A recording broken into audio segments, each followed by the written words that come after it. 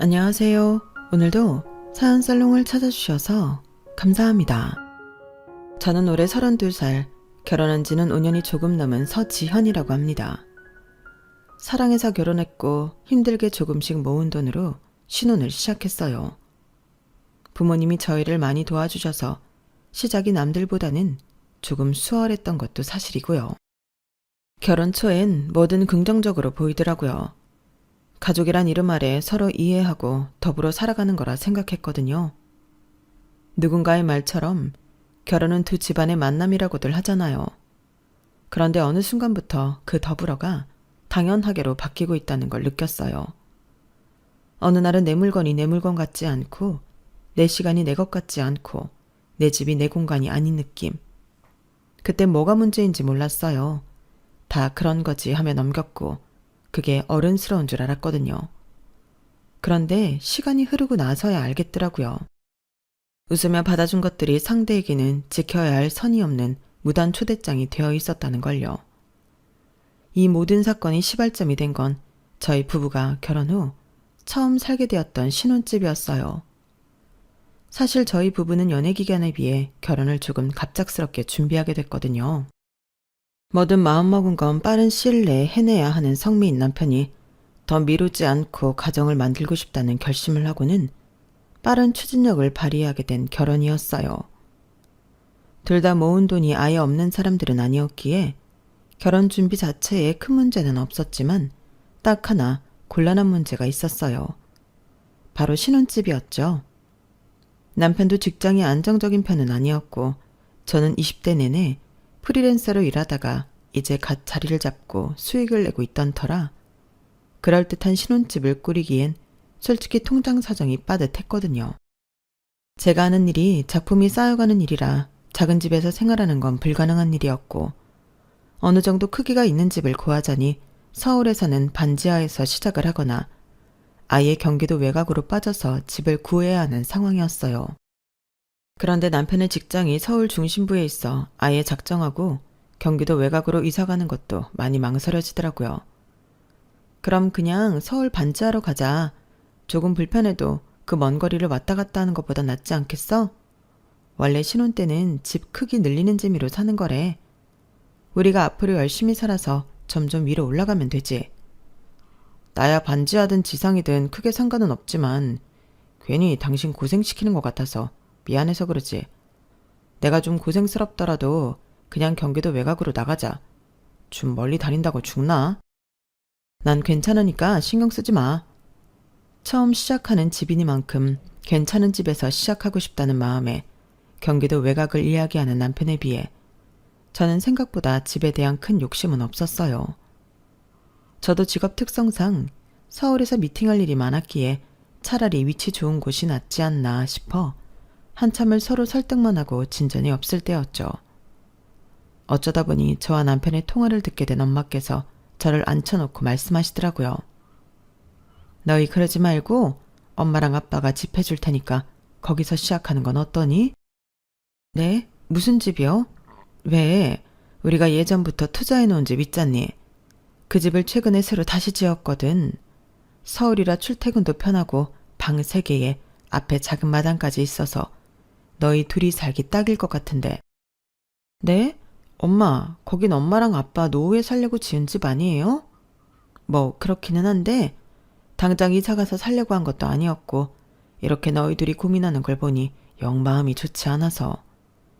지금 사는 집에서 계속 지내도 아무런 문제 없고 안 그래도 딸이 결혼하는데 뭐라도 해주고 싶었는데 무엇보다 집을 해주는 게 제일 좋지 않겠나 싶어서. 네 아버지랑도 이야기 다 끝났단다. 에이, 아니에요 엄마. 부담 갖지 마세요.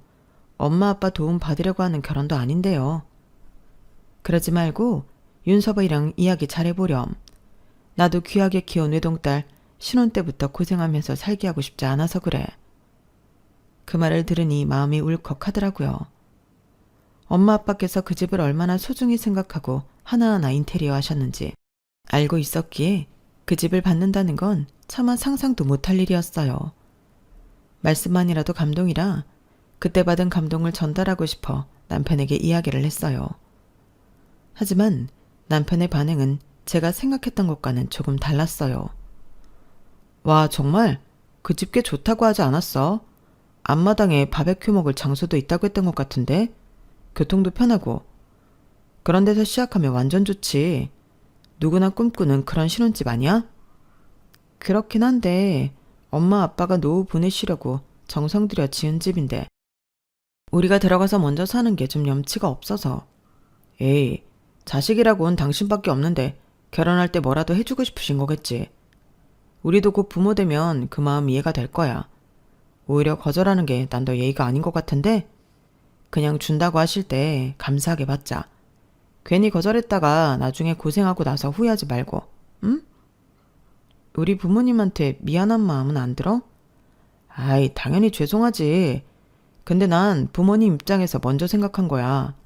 큰맘 먹고 해주신다고 하셨는데 그걸 거절하면 부모님 입장에서도 마음이 아프실 거라니까? 그 좋은 집 거절하고 굳이 고생하는 자식 모습을 과연 보고 싶으실까? 남편의 주장은 얼핏 들으면 그럴듯했지만 마음 한구석이 찜찜한 건 어쩔 수 없었어요. 제 눈에는 편안한 노후를 꿈꾸며 그 집을 지으신 저희 부모님을 걱정하거나 미안한 마음이 든다기보다는 그저 그 집이 우리의 신혼집이 된다는 생각에 잔뜩 들뜬 걸로만 보였거든요. 어쨌든 부모님의 계속된 권유와 남편의 설득에 결국 넘어가고 말았어요. 단 그 집을 그대로 받는 것만은 스스로 절대 용납할 수 없어서 조건을 붙였죠. 그럼 딱 2년만 여기서 살고 이사 갈게요. 2년 집값 아끼면 충분히 지금 저희 조건보다는 좋은 집으로 갈 수 있을 거예요.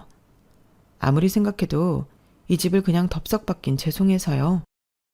네가 정 그렇다면 어쩔 수 없지. 그렇게까지 신경 쓸 필요 없는데 우리 생각해줘서 고맙다. 그렇게 제 의사를 분명하게 전달했고 그 집에서는 2년만 살면서 집값을 모으기로 했어요. 그 이야기를 전했을 때 남편은 겉으로 대놓고 티는 안 내지만 기운이 쭉 빠진 것 같은 얼굴을 하더라고요. 당신 마음도 이해가 안 가는 건 아니지만 꼭 그렇게까지 거절했어야 했나 싶긴 하네. 두 분께서 집이 없으셨으면 모르겠는데 지금 살고 계시는 것도 꽤 괜찮아 보여서.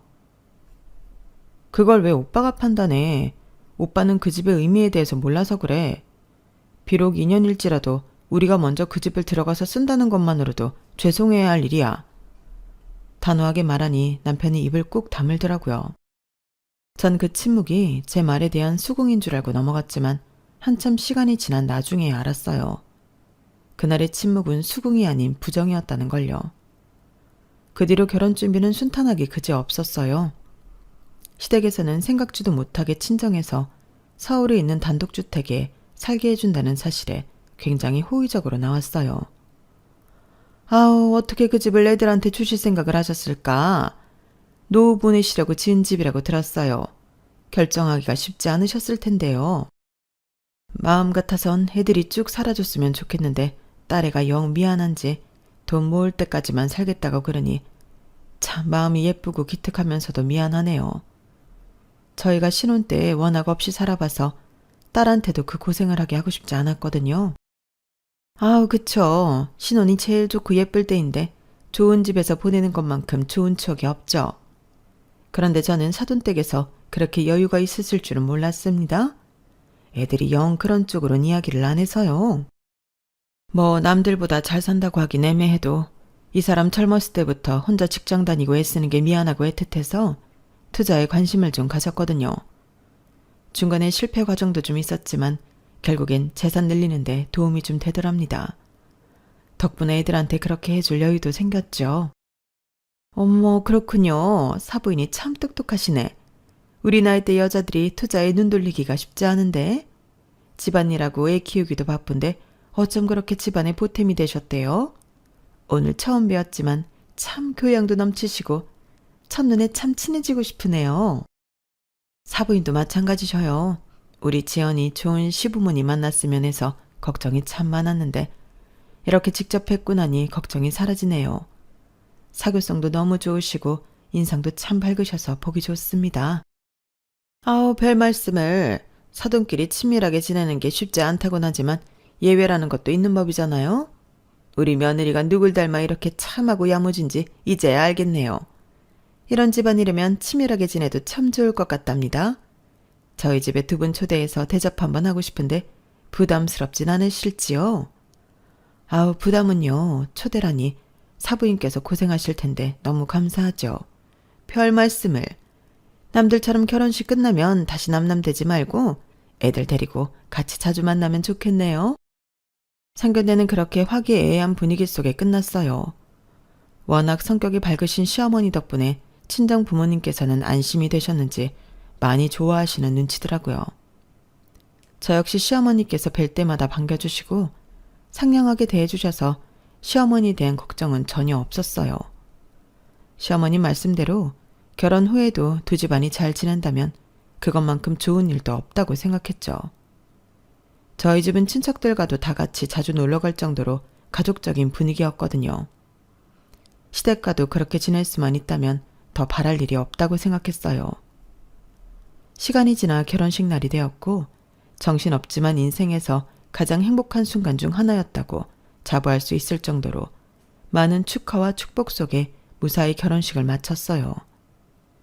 뒷정리까지 마친 후 신혼여행을 떠나기 위해 공항에 도착했을 때쯤 엄마께서 사진 한 장을 보내주셨어요. 지연아, 우리도 뒤풀이 왔어. 사돈께서 큰일 치렀는데 부모들끼리도 한잔 해야 하지 않겠냐고 그러셔서 참 좋은 집안에 시집간 것 같아서 엄마가 기분이 너무 좋다. 너도 윤서방이랑 즐거운 시간 보내고 오렴. 사진 속에는 고깃집에서 시부모님과 친정 부모님이 한 테이블에 앉아 환한 얼굴로 웃고 계셨어요.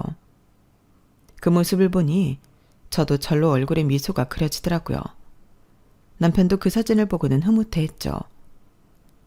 부모님들끼리 잘 지내시니 좋네. 그러게, 나 정말 시집 잘 왔나 봐.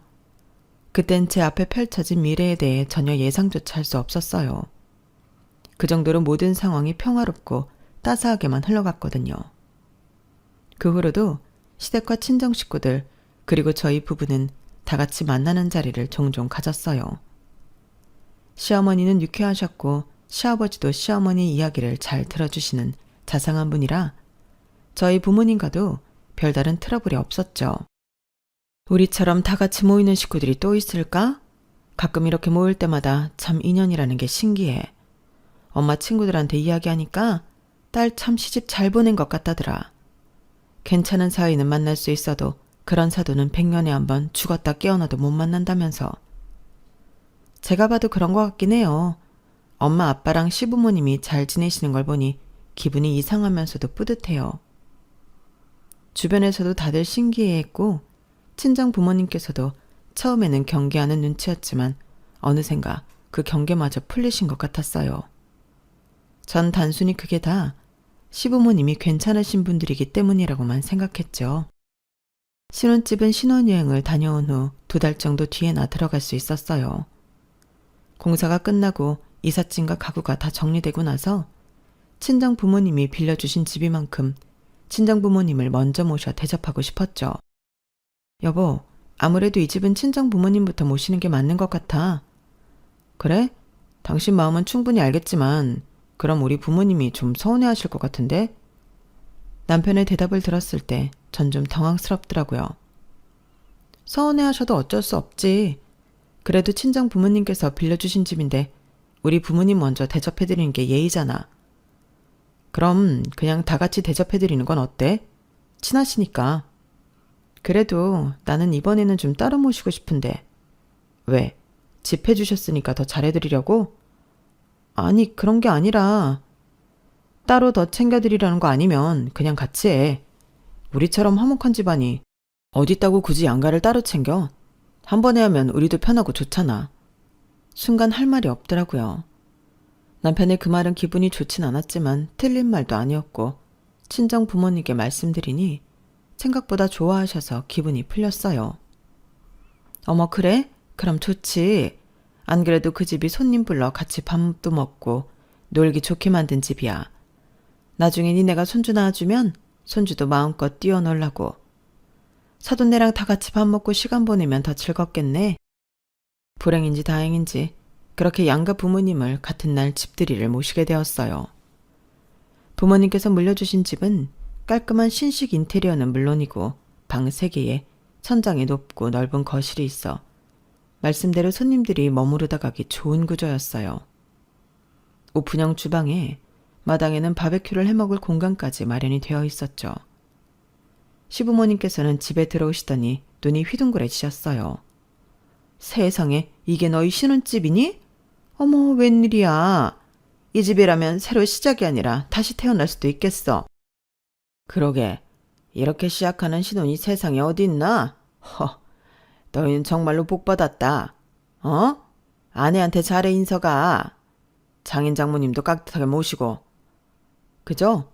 장인 장모님, 이렇게 좋은 집을 다 해주시고 이 은혜는 평생 잊지 않겠습니다. 아유, 무슨 그런 말씀을요. 마음 같아서는 그냥 충분히 살 때까지 집을 물려주고 싶은데 딸아이가 착해서 자꾸 거절을 해서요.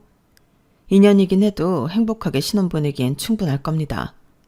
열심히 모아서 더 좋은 집으로 가면 좋겠네요.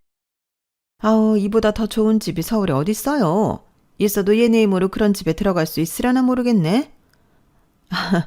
저희가 그럴 수 있게 어떻게든 열심히 살아야죠, 어머님. 시부모님은 물론이고 남편까지 저희 부모님께 호들갑을 떨며 감사 인사를 표했지만 어딘가 영 찜찜했어요. 뭔가 아예 이 집을 받기로 확정된 것처럼 고마워했다고 해야 할까요? 그걸 친정 엄마께서도 느끼셨는지 2년만 살기로 했다는 점을 은근슬쩍 강조하셨지만 그런 말은 귓등으로도 안 들리는 듯 하더라고요. 그날의 쎄함은 그 정도로 넘어갔지만 그 다음부터 조금씩 양가 사이에 균열이 생기기 시작했어요. 어느 날 갑자기 엄마께서 전화가 오시더라고요. 지연아, 너희 시어머니 말이야. 너한테는 좀 어떠시니? 저한테요? 저한테는 별다른 말씀은 없으세요. 왜요? 무슨 일 있으셨어요? 그게 말이야. 이게 그냥 내 느낌 탓일 수도 있는데 다 같이 집들이 한 날 이후부터 시댁에서 전보다 더 자주 우리를 보려고 하거든. 네? 정말요? 왜요? 그러니까 자주 보는 건 문제가 안 된다지만 문제는 자주 보는 만큼 식사를 같이 하게 되는데 전에는 한 번은 우리가 사면 한 번은 사돈이 사고 그랬었거든. 그런데 그 집을 본 뒤로는 자꾸만 노후 대책이 잘 되어 있어 부럽다는 둥. 집들이 가기 전까진 사돈이 그렇게 여유가 있는 집인지 몰랐다는 둥 불편한 이야기를 은근슬쩍 꺼내면서 계산할 때는 쏙 빠져버리는 거 있지. 처음에는 기분 탓이라고 생각했는데 이게 벌써 서너 번 반복되다 보니 우연이 아닌 것 같아서. 서너 번이나요? 그건 좀 이상한 게 맞는 것 같은데요. 그치. 자꾸만 그 집 얘기 꺼내면서 부럽다고 하시길래 사돈도 정 그러시면 나중에 애들이 이사 나간 뒤에 손님들하고 보낼 공간 필요하시면 말씀하시라고 했는데. 네? 엄마 그런 말씀은 뭐하러 하셨어요? 뭐 그럼 내가 거기서 무슨 말을 하겠니? 나도 민망해서 그냥 그런 소리가 절로 나오더라고. 어차피 니네 살 때 말고 나 살 때 이야기니 2년 뒤인데 설마 그걸 기억하고 있으려고. 그래도요. 앞으로는 괜히 그런 말씀하지 마세요. 알겠어. 설마 염치가 있는 분들이면 그런 부탁은 안 하시겠지. 불안한 마음은 있었지만 저도 조금은 안일하게 생각했던 것 같아요. 잔뜩 경계하면서도 그래도 그동안 보여주신 따뜻하고 친근한 모습들을 떠올리면서 친정엄마처럼 설마라는 생각을 놓지 못했거든요. 그런데 그 설마가 사람 잡는 일을 몇 번 겪어보니 알겠더라고요. 불길한 예감은 항상 틀리지 않는다는 것을요. 그의 남편과 짧은 가을 여행을 계획했어요. 신혼여행 이후로는 오랜만에 단둘이 떠나는 여행이라 무척 들떠 있었죠. 단풍도 보고 빈티지 시장 구경도 하고 맛집도 다녀오려고 열심히 계획을 세웠어요. 2박 3일의 국내 여행이었기에 딱히 친정에 말하지는 않았고 그건 남편도 마찬가지일 거라고 생각했어요. 그런데 여행을 떠나기 하루 전 시어머니께서 연락이 오시더라고요. 며느라, 별일 없지? 네, 어머님. 어머님도 잘 지내시죠? 그럼 나야 뭐 늘 똑같이 지낸단다. 요새 날씨가 정말 좋던데? 니네는 어디 안 가니? 네, 안 그래도 이제 가볼까 하고 있었어요. 어머님은 아버님이랑 어디 안 가세요? 떠보는 듯한 말에 내일 당장 여행을 떠난다는 사실을 말씀드릴까 잠깐 고민을 했지만 두루뭉술하게 이야기하고 화제를 바로 돌렸어요. 혹여나 어머님이 같이 가고 싶다는 의사를 내비치실까 두려웠거든요. 그런데 어머님께서 이미 알고 계시더라고요. 이제 가보긴 당장 내일 가는 거 아니야? 네? 아, 네. 뭐야? 서운하게 은근슬쩍 숨기려고 하고. 네가 얘기 안 해도 다 아들을 통해서 듣는데 이러면 내가 많이 섭섭하지 않겠니? 아, 그게 혹시 내일 저희끼리 간다고 하면 어머님이 내심 서운해하실까 봐 말씀을 못 드렸어요. 죄송해요. 아, 신혼부부가 아기 갖기 전에 둘이 다닐 수 있을 때 많이 다니면 좋지. 뭘 그런 걸로 서운해하려고. 설마 우리가 따라가겠다고 할까 봐? 그런 것보다 물어봤는데 사실대로 이야기 안 하는 게 훨씬 더 서운하니까 앞으로는 그냥 있는 그대로 얘기해줘. 난 다른 건 괜찮은데 속이고 거짓말하는 건 싫더라. 그러려고 말 안 한 건 아니었는데 그렇게 느끼셨다면 죄송해요. 정말 등 뒤에 식은땀이 다 나더라고요. 여보, 장인 장모님은 우리 여행 가는 거 아셔? 응? 굳이 얘기 안 했는데. 어차피 짧게 다녀올 여행인데 뭐하러. 아, 그래? 하긴 그렇긴 하지. 분명 그 전날 대화에서 남편은 아무 말도 안 했었거든요. 그래서 저는 당연히 남편도 시댁에 이야기 안 한 줄로만 알았는데 언제 이야기를 다 한 건지 미리 알고 있는 게 조금 소름 돋았어요. 이야기야 할 수 있다고는 쳐도 어머님이 은근슬쩍 제 입으로 듣고 싶어 떠봤다는 점이 무섭더라고요. 다행히 어머님은 제 사과를 쿨하게 받아주셨고 그 일은 그렇게 넘어가는 듯 했어요. 여행을 가는 내내 자꾸 생각나는 바람에 남편과 작은 다툼은 있었지만요. 다음부터는 꼭 나한테 얘기해줘. 나만 거짓말 친 사람 됐잖아. 알겠어, 미안해. 나도 엄마가 당신한테 그런 식으로 물어볼 줄은 몰랐지. 그래도 막상 여행지에 도착하니 맑은 날씨와 멋진 풍경, 맛있는 음식들을 먹으며 그 일은 금방 잊혀졌어요. 남편과 둘도 없을 시간을 보내고 집에 도착했을 때였어요. 여행이 좋긴 해도 역시 우리 집이 최고네. 아, 편하다. 짐을 풀고 거실 소파에 잠깐 쉬려고 앉았는데 순간 주방 쪽에 이상한 기시감이 들더라고요. 그래서 가까이 다가가니 금방 이상한 점을 발견했어요. 여보, 냉장고에 붙여뒀던 자석들 당신이 뗐어?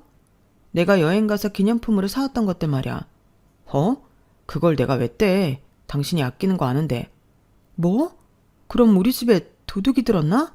다 없어졌는데? 순간 눈앞이 깜깜해지며 냉장고를 열었는데 냉장고 안쪽도 뭔가 구조가 바뀌었더라고요.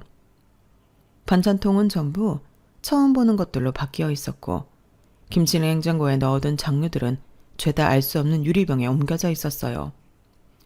아, 엄마가 왔다 가셨나 보네. 뭐라고? 어머님이 왜? 아니, 어떻게? 엄마가 저번에 우리 집 와서는 당신이 아직 살림이 서툴다고 도와주고 싶으시댔거든. 다 있을 때 오면 잔소리 되니까 우리 집 비웠을 때 들어와서 정리해 주신 데서 비밀번호 알려드렸어.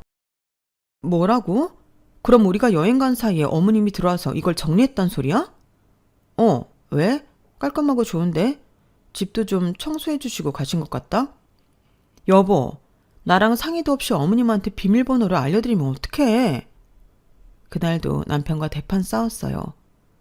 여행에서 즐거운 기억은 잠깐이었고 여행 가기 전과 후는 정말 지옥이었죠.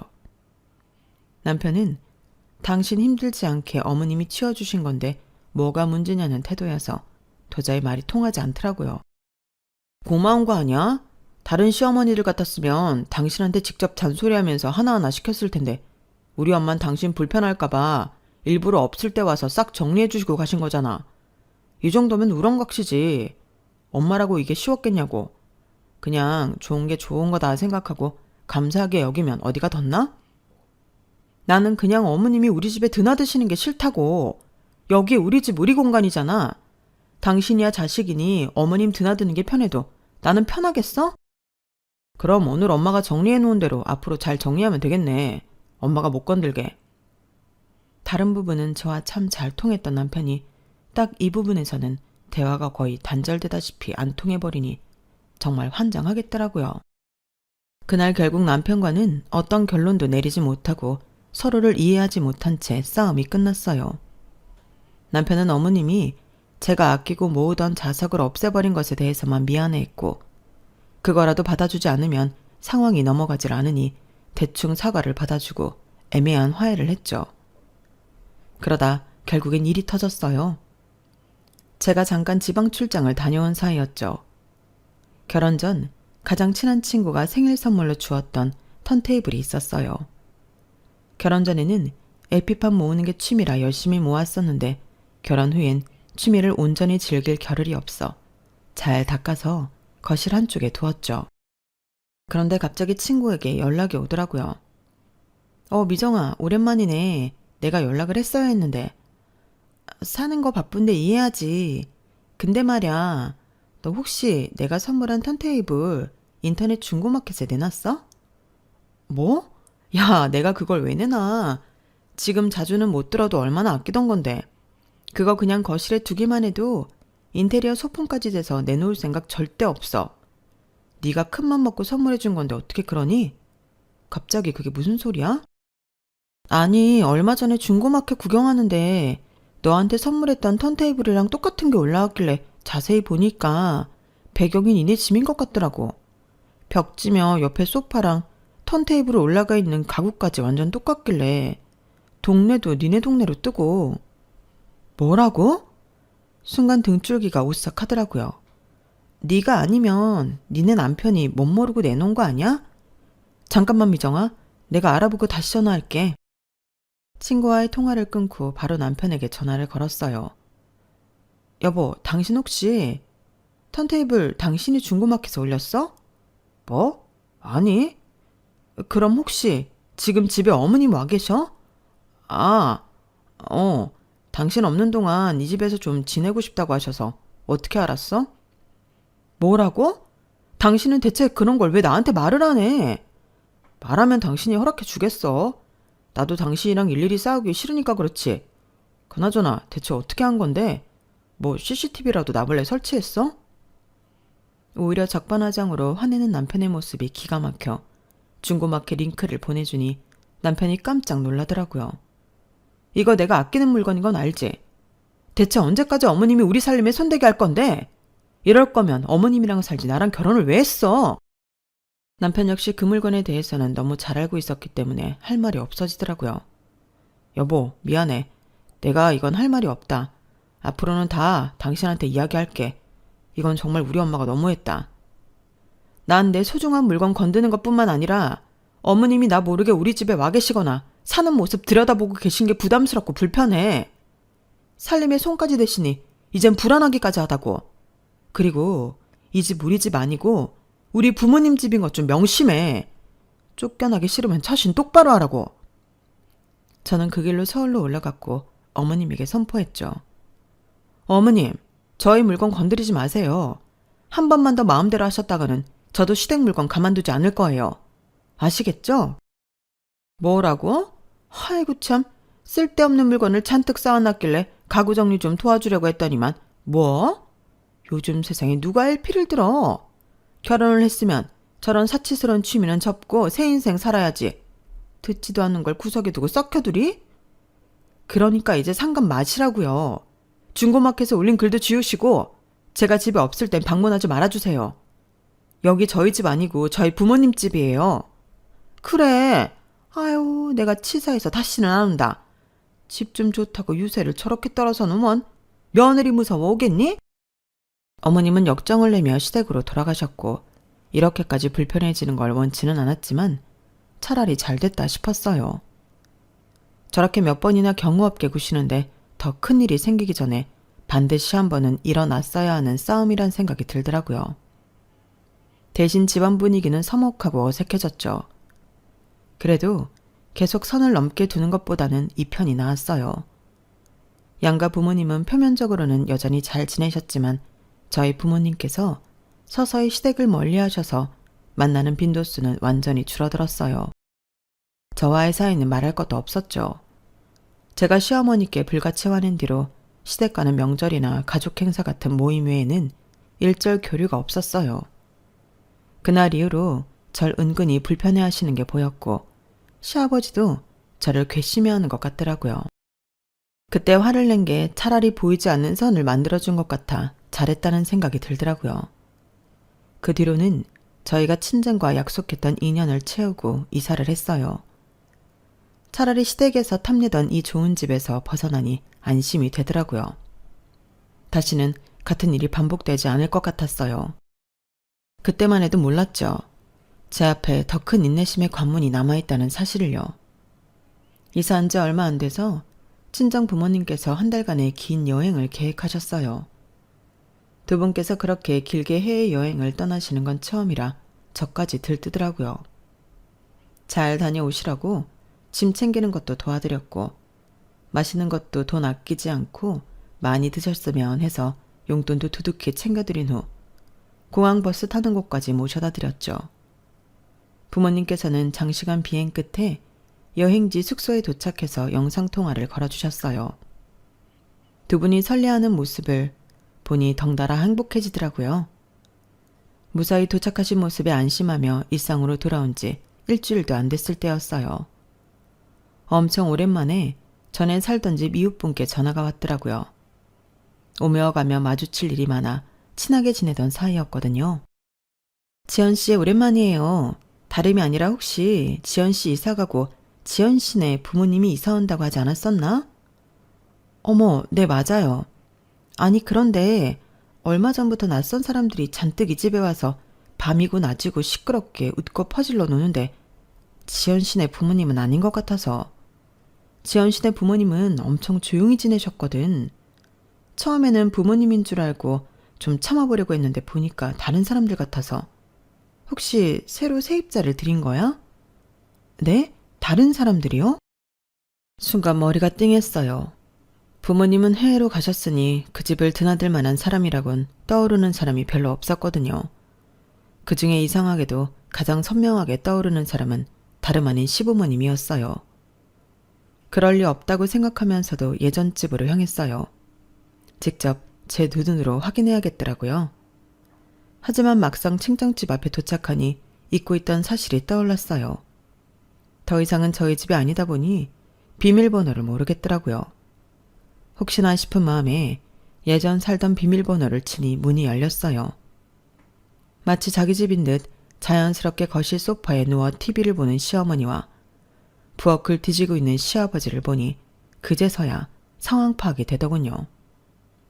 남편에게 친정 부모님의 여행 소식을 들은 시어머니가 예전 비밀번호를 치고 들어와 일을 벌인 듯 했어요. 바닥에는 술병이 뒹굴고 있고 먹은 음식들을 제대로 치우지도 않아 붉은 음식 소스들이 엎질러져 있고 안방에는 모르는 사람이 누워있더라고요.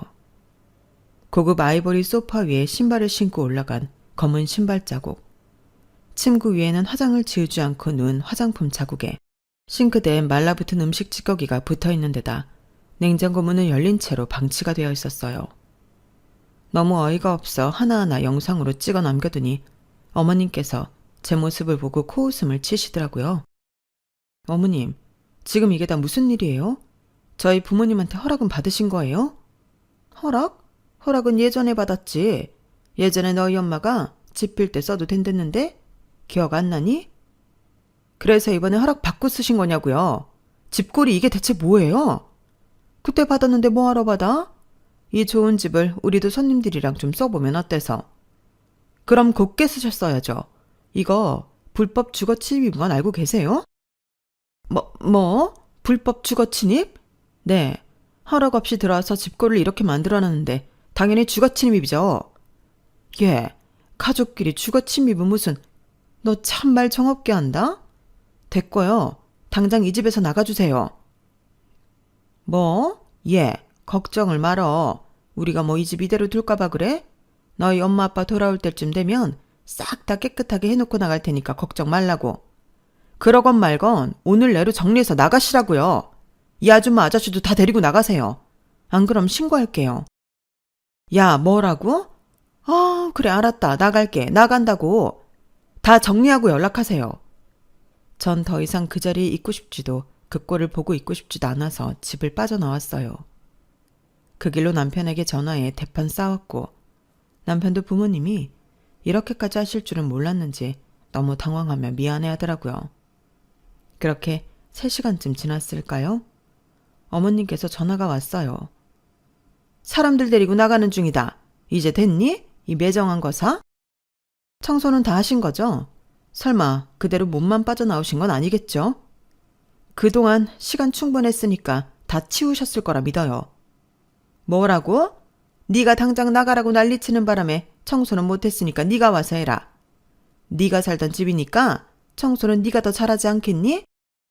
어머님의 전화를 받고 기가 막혀 다시 집으로 가보니 정말로 어머님 아버님은 몸만 쏙 빠져나가셨더라고요. 너무 어이가 없어 그 현장을 다시 한번 사진으로 남긴 후 집 비밀번호를 바꿨어요. 그리고 견적을 받았죠. 특수청소, 도배복구, 침구교체, 바닥 복원, 종합 1,200만 원이 나오더라고요. 견적에 나오자마자 내용 증명을 보냈어요. 기아의 무단 점유로 인해 발생한 손해에 대해 다음과 같이 청구합니다. 처음에는 주거 침입으로 형사처벌도 생각했어요. 그 집에 들어온 방법이 너무 명백했으니까요. 그런데 그건 결국 가족을 법정에 세우는 일이잖아요. 그래서 청구서를 보냈죠. 저와 저희 친정 식구들이 침해받은 소중한 공간, 그 값을 받아내는 방식으로 정리하기로 했죠. 내용 증명을 보내고 저는 아무 말도 하지 않았어요. 하지만 며칠 뒤 시어머니께서 저희 집에 찾아오셨어요. 며느라, 내가 일부러 그런 건 아니잖니. 네가 빨리 나가달래서 그런 건데 사돈이 이 일을 하면 얼마나 속상해 하시겠니? 이러지 말자, 어? 죄송하지만 어머님, 저희 부모님께는 제가 이미 다 말씀드렸어요. 저희 부모님께서 여행에서 돌아오시기 전까지 청구한 금액 보내세요. 긴 여행 다녀오시는데 떠나기 전만큼 깨끗한 집에서 쉬셔야 할 거 아니에요? 아들, 네가 말 좀 해보렴, 응? 엄마, 이제 그 집은 저희 집이 아니에요. 장모님 댁인데도 그렇게 멋대로 비밀번호를 치고 들어가실 줄은 몰랐어요. 이거 이 사람이 많이 봐준 거예요. 주거 침입으로 고소하면 형사처벌 받아야 할 일이에요. 이번 일로 남편 역시 완전히 시댁에 질려버렸어요. 남편까지 대놓고 돌아서자 시어머니께서는 안절부절 못하더라고요. 그 돈 내가 지금은 다 못 줘. 밥만 먼저 보내면 안 될까? 그럼 집 청소를 다 못할 텐데요. 그럼 한 번만 봐줘. 가족끼리 이러는 거 아니다, 정말. 이미 전 어머님한테 매정한 며느리인걸요.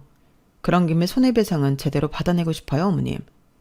이건 저와 어머님만의 문제가 아니라 어머님과 아버님께 여러 번 호의를 베풀었던 저희 친정 식구들에 대한 모독이에요. 좋은 말로 할 때 빨리 갚지 않으시면 일이 더 커질 거예요. 어머님, 아버님도 그러길 원치는 않으시죠? 그날 시어머니는 펑펑 울며 집으로 돌아가셨지만 남편은 끝까지 어머님을 외면하더라고요. 가족이라서 참았고 가족이라서 넘겼고 가족이라서 말 못한 게 많았어요. 그런데 시부모님은 가족이라서 뭐든 해든 된다고 생각했던 거죠. 저한테는 배려였던 것들이 시댁에는 자연스러운 권리였어요. 그리고 결국 그 권리는 내 공간을 침범하고 내 가족에게까지 피해를 주더군요. 그래서 이제는 그렇게 말하려고요. 가족이면 더 조심해야 해요. 그게 싫으시다면 가족일 필요도 없어요. 다시는 그 집의 문도 저와 제 친정 식구들이 열어뒀던 마음의 문도 그 파렴치한 시댁 식구들에게는 열리지 않을 거예요. 제 이야기는 여기까지입니다. 들어주신 모든 분들 가족과 행복하시길 바랍니다. 감사합니다. 여러분, 사연 댓글에 응원과 현명한 조언 부탁드려요. 좋아요와 구독은 저에게 큰 힘이 됩니다. 오늘도 좋은 일 가득하세요.